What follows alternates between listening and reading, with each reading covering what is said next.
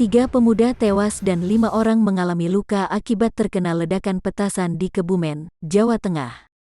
Ledakan terjadi saat sekelompok pemuda ini meracik petasan di teras rumah.